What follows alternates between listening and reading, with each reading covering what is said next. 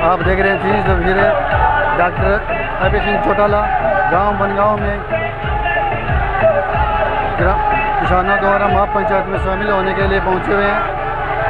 आप सीधी तस्वीरें दिखा रहा हूं आपको अभय सिंह चौटाला।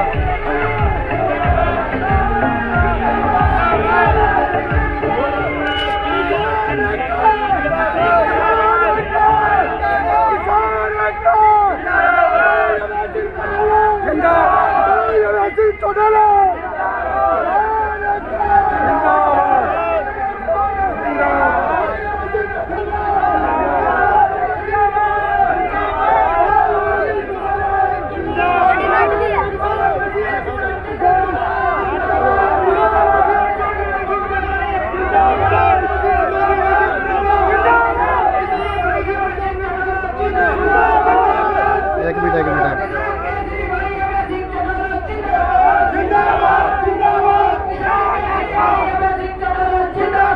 उस मीटिंग में मुख्यमंत्री ने फिर यही बात दोहराई कि वे एक दाना खरीदेंगे और ये भी कह दिया था कि 200 रुपए की बार किसान को बोनस के रूप में देंगे। ना तो बोनस दिया, उल्टा किसान की गेहूं की खरीद के लिए जो 17,000 करोड़ रुपया केंद्र की सरकार की तरफ से प्रदेश के खाते में आया था, जो किसान को देना चाहिए था, 2 महीने तक बैंक में जमा करा करके रखा। HDFC बैंक में जमा कराया, 800 करोड़ रुपए उसका 17,000 करोड़ का ब्याज बढ़ता था। बैंक के कर्मचारियों के साथ मिलकर के उस 800 करोड़ रुपए को भी अपनी जेब में डाल लिया। अगर मैं सारी बातों का विस्तार से जिक्र करूंगा तो बहुत लंबा समय लगेगा। उसके बाद शराब का घोटाला हुआ, रजिस्ट्री का घोटाला हुआ। इस कोरोना की महामारी से कैसे बचा जा सके उसके लिए डॉक्टरों की जो पीपी किट थी, जो मास्क था, जो हाथ में पहनने वाले ग्लव्स थे, उनकी खरीद के अंदर भी 450 करोड़ का सरकार में बैठे लोगों ने महंगे में खरीद करके अपनी जेब भरने का काम किया। शराब का जो घोटाला था उसकी 3 बार जांच होगी और 3 बार जांच होने के बाद भी जिन लोगों के इस घोटाले में बारी बारी नाम आ रहे हैं, उनके खिलाफ कार्रवाई करने की बजाय सरकार उनको बचाने में लगी हुई है। साथियों, शराब का घोटाला उस वक्त हुआ जब सारी दुकानें बंद थी, सारी फैक्ट्रियां बंद थी, सड़क के ऊपर कोई वाहन नहीं चलता था, रेल के मार्ग बंद हो गए थे, हवाई सेवाएं बंद हो गई थी। कोई व्यक्ति अपने घर से शहर की तरफ अगर जा रहा था तो पुलिस के लोगों ने बैरियर लगा रखे थे, पुलिस वाले उनको अपमानित करने का काम करते थे। सड़कों के ऊपर कहीं कोई छोटा मोटा वाहन भी नहीं चल रहा था। गांव के अंदर हुक्का पीने वाले लोगों के पास तंबाकू खत्म हो गई, यहां तक बीड़ी सिगरेट भी नहीं मिलते। लेकिन शराब की प्रदेश में कहीं कोई कमी नहीं थी। कोई गांव, कोई शहर, कस्बा ऐसा नहीं था जहां दारू की सप्लाई घर घर में नहीं थी। हर बनगांव में मिलती, कौन मिलते? 100 रुपए वाली बोतल 500 रुपए में मिली। अब जब उसकी इंक्वायरी हो रही है, उस इंक्वायरी में जिन लोगों के नाम आ रहे हैं, क्योंकि वो सत्ता पक्ष के साथ जुड़े हुए लोग हैं, इसलिए सरकार उनको कैसे बचाए, इसके लिए बारी बारी इंक्वायरी के ऊपर इंक्वायरी बिठाने का काम कर रहे हैं। जहां हरियाणा प्रदेश में 9 बड़े घोटाले करके लोगों की जेब पे डाके डालने का काम किया, वही इस कोरोना की आड़ के अंदर देश के प्रधानमंत्री ने कृषि के 3 काले कानून बना दिए। और वो कानून भी ऐसे बना दिए कि जिसकी वजह से आने वाले समय में किसान को अपनी जमीन बेचने पे मजबूर होना पड़ेगा। जो कोऑपरेटिव हाउसिंग जो हैं, जो बड़े बड़े घराने हैं, उनको इस बात की छूट दे दी कि आप अपने जगह जगह ऑफिस खोलो, किसान के साथ कॉन्ट्रैक्ट करके उसकी जमीन को लीज पे लेकर के अपनी मर्जी से उसमें फसल पैदा करो और फिर उस फसल को निकाल करके अपने गोदाम में जमा करो, और जब उसकी किल्लत आए तो अपने गोदाम से निकाल करके उस फसल को महंगे में लोगों के बीच में बेचने का काम करो। अगर मैं तीनों इन कानूनों के बारे में बारीकी से आपके सामने चर्चा करूंगा तो भी समय लग जाएगा। सीधा सीधा दो ही अर्थ है।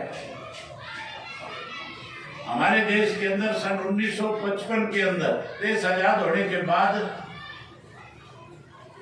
कैसे देश के अन्नदाता को मजबूत किया जाए, क्योंकि महात्मा गांधी ने एक नारा दिया था, कहा था, अगर इस देश का मजबूत आधार देखना चाहते हो, इस देश का अगर आर्थिक रूप से इसको ताकतवर बनाना चाहते हो, तो फिर सबसे पहले खेती करने वाले के लिए कोई योजना बनानी पड़ेगी। उन्होंने तो कहा था कि देश की मजबूती का जो रास्ता है वो खेत और खलिहान है। इसके लिए सन 1955 के अंदर एक कमेटी का गठन हुआ जिसमें कहा गया कि कैसे किसान को उसकी फसल के अच्छे दाम मिल सके, इसके लिए कोई कानून बनाओ। सन 1955 से पहले हमारे देश के अंदर शहर से कोई एक बढ़िया का मुनीम आया करता था, सारे गांव के लोगों की फसल अपनी मर्जी के रेट लगा करके खरीद के उनके घरों में छोड़ करके चला जाता था। और जैसे जैसे उसके रेट बढ़ते थे, जैसे जैसे उसकी कमी देश में प्रदेश में आती थी, फिर उन्हीं घरों से निकाल करके उन्हीं लोगों को महंगे में बेचने का काम करते थे। जमाखोरी कैसे खत्म हो, उसके लिए कानून बनाने में 10 बरस लग गए। अंग्रेज तो चले गए, लेकिन ऐसे लोगों के हाथ में सत्ता आ गई थी जो अंग्रेजों के दिखाए हुए रास्ते पे चल करके देश के किसान को कमजोर कर रहे थे, लूट रहे थे। सन 1965 में लाल बहादुर शास्त्री देश के प्रधानमंत्री बने और उन्होंने फिर एमएसपी का कानून बनाया। जहां एमएसपी का कानून बनाया वहीं जमाखोरी खत्म हो, इसके लिए इस देश के अंदर किसान की फसल जो थी, उस फसल को सीधे सरकार ने खरीदना शुरू किया और जमाखोरी के ऊपर एक अंकुश लगा दिया। जमाखोरी के ऊपर एक बढ़ा दिया कि आप एक लिमिट से ज्यादा कोई भी चीज को अपने खेत में, अपने घर में, अपने गोदाम में नहीं रख सकते। अब इस नई सरकार ने जो जमाखोरी का कानून बनाया गया था, उस कानून को खत्म कर दिया। और कानून कोई आज नहीं, इस कानून में जहां भारतीय जनता पार्टी की सरकार दोषी है, वहीं साथियों इस तरह के कानून बनाने में कांग्रेस की बड़ी भूमिका रही है। सन 2012 के अंदर इस देश के अंदर कांग्रेस पार्टी का राज था और 2012 के अंदर नरेंद्र मोदी जो थे वो गुजरात के मुख्यमंत्री थे। उस वक्त में केएफसी नाम की कंपनी हमारे देश में आई थी। उस वक्त के अंदर कांग्रेस की सोच भी ऐसी थी कि मल्टीनेशनल कंपनी हमारे देश में आए और वो आकर के यहाँ पे अपना कारोबार शुरू करे, बड़े बड़े मॉल बनाए, बड़े बड़े गोडाउन बनाए। उनकी सोच थी कि खुदरा की मार्केट खत्म हो और ऐसे लोगों के हाथ में सारा कुछ आ जाए जो अपनी मनमर्जी के रेट लगा करके इस देश को लूटने का काम करे। उस केएफसी ने सबसे पहले गुजरात के अंदर जमीन ली और जमीन लेकर के केएफसी वाले जो फूड का काम करते हैं, जो दुनिया की सबसे बड़ी कंपनी है, उन्होंने वहां अपना कारखाना लगाना था। नरेंद्र मोदी जी ने स्वयं जमीन तो उन्होंने खरीद ली। जब लाइसेंस सरकार से मांगने की बात आई तो नरेंद्र मोदी ने देश के प्रधानमंत्री को, मनमोहन सिंह को चिट्ठी भी लिखी और उनको लाइसेंस देने की बजाय गुजरात से बाहर करने का काम किया। तब मोदी विरोध कर रहे थे, तब चिट्ठियां लिख रहे थे प्रधानमंत्री को, और आज सब नरेंद्र मोदी जो उन कानून को अपनी जगह पहनाने में लगे हुए। 2012 के अंदर, मार्च के अंदर जब बजट आया था, उस बजट में भी ये बिल रखे गए थे। उस वक्त भी इसको कानून बनाना चाहते थे। आपने मेरे ख्याल में ऑडियो वीडियो आपने देखी होगी, जिसके अंदर भूपेंद्र सिंह हुड्डा का लड़का दीपेंद्र सिंह हुड्डा जो है, लोकसभा में भाषण दे रहा था, कह रहा था कि गुजरात के अंदर KFC को कारखाना लगाने की बजाय, लाइसेंस देने की बजाय उसको बाहर करने का काम किया है। उसने हाउस में ये बात कही थी कि हम KFC वालों से बात करेंगे, हरियाणा में हम उनको जमीन देंगे, लाइसेंस देंगे। और ये भी कह रहा था कि आलू की क्वालिटी गुजरात की बजाय हरियाणा की अच्छी है, हम 2-2 फुट के आलू उगा करके भी देंगे। ये सुना होगा तुमने।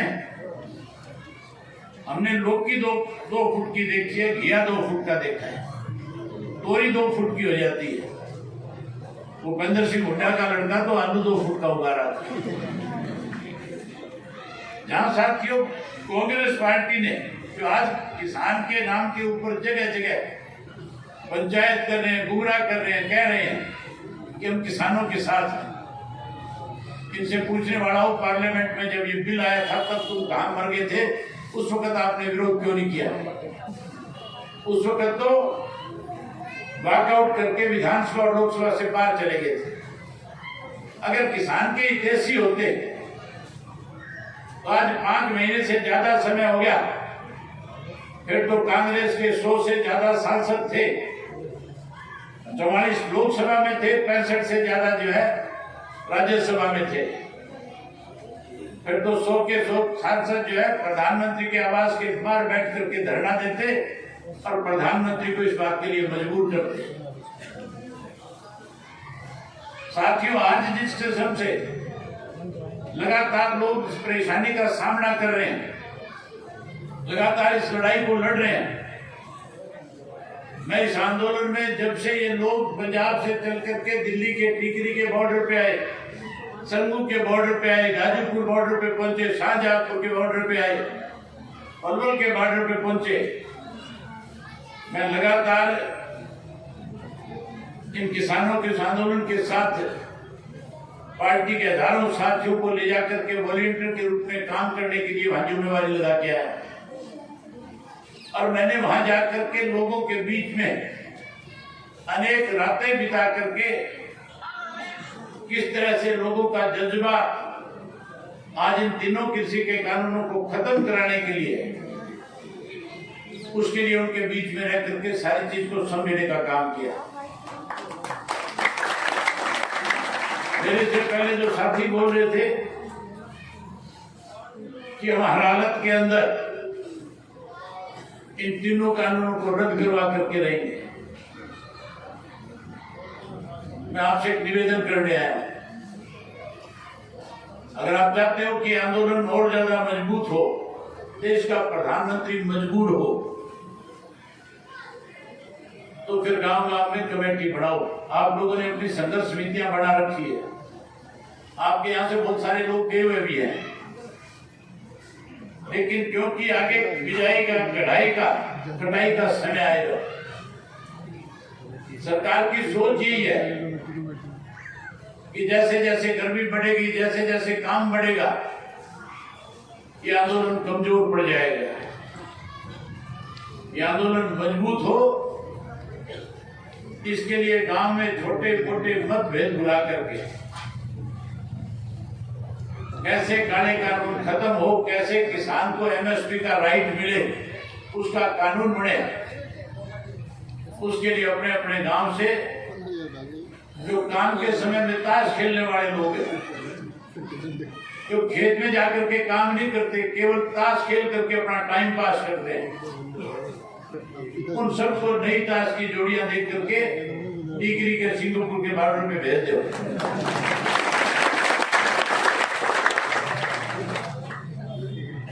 ताकि आंदोलन भी मजबूत रहे और उनका टाइम पास भी अच्छा हो जाए।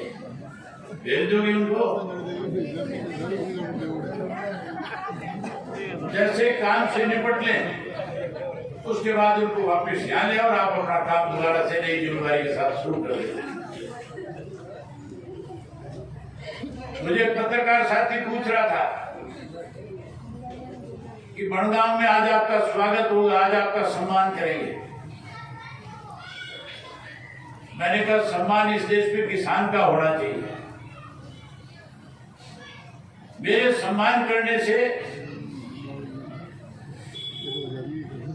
इस किसान को, मेरा सम्मान तो उस दिन मैं समझूंगा जिस दिन इस आंदोलन के अंदर किसान जीत करके आएगा।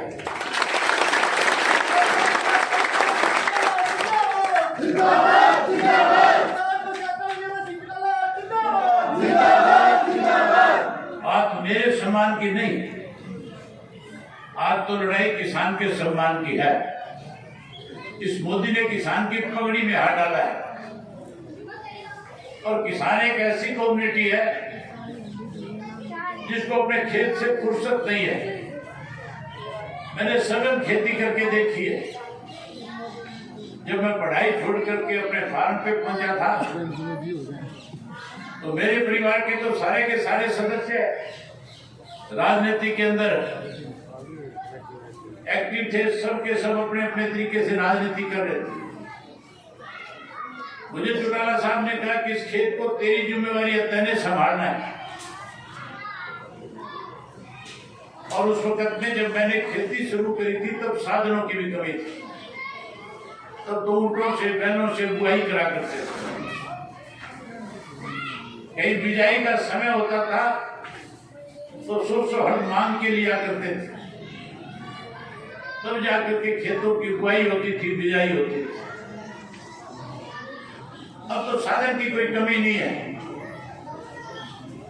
मैं कह रहा था कि किसान के पास फुर्सत नहीं है। देश का प्रधानमंत्री किसान को आंदोलन करने पे मजबूर कर रहा है। किसान तो जब अपनी फसल बो करके आता है तो उसको हर रोज इस बात की चिंता रहती है कि मैं आज गेहूं बीज करके आया हूं, कहीं बारिश ना हो जाए, फसल पूर्ण ना हो जाए। और फसल जब पानी के लायक हो जाती है तो फिर किसान को चिंता सताती है, खाद कहां से लाऊंगा। और जब वो थोड़ा सा पार निकल के बड़ी हो जाती है, जब उसमें बीमारी आती है तो फिर स्प्रे के लिए उसको सोचने में मजबूर होना पड़ता है। किसान तो अपने घर की परवाह करने की बजाय फसल की परवाह ज्यादा करता है। कोई रात को पानी लगाता है, कोई रात को ट्यूबवेल चलाता है। किसान के पास समय नहीं आंदोलन का। देश का प्रधानमंत्री मजबूर कर रहा है, लेकिन मोदी को इस बात का पता नहीं है कि किसान पहले किसी को छेड़ता नहीं। और अगर कोई किसान को छेड़ने का काम करता है तो फिर किसान उसको छोड़ता नहीं।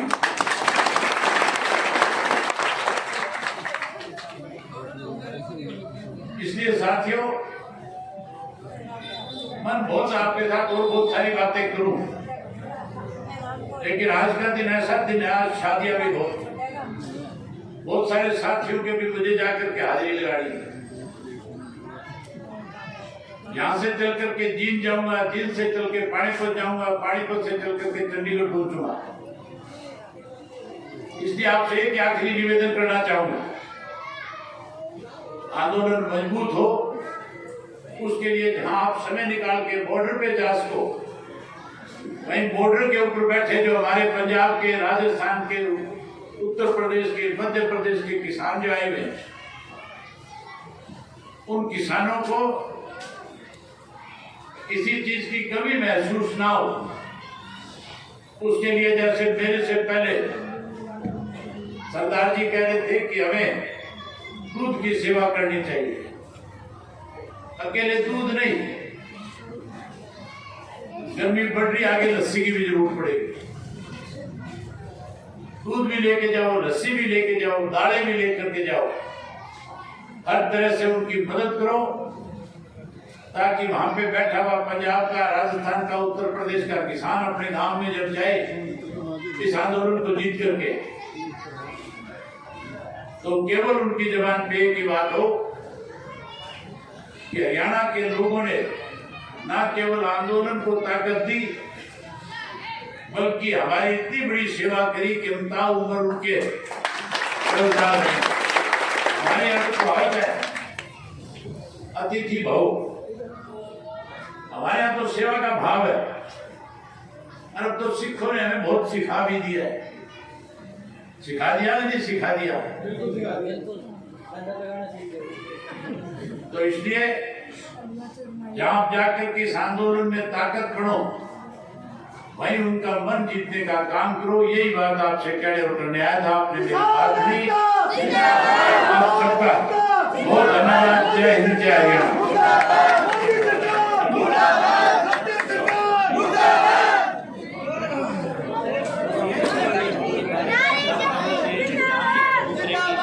बड़गांव निवासियों, आप दूध के लिए कमेटी बनाकर गुरुद्वारा वाले ले जाएंगे। आपको संदेश है कि आप दूध इकट्ठा करके गांव में एक जगह निश्चित करके 2 ड्रम, 2 कैन या 1 कैन, जितने भी आप इकट्ठा कर सकते हो जरूर इकट्ठा करें।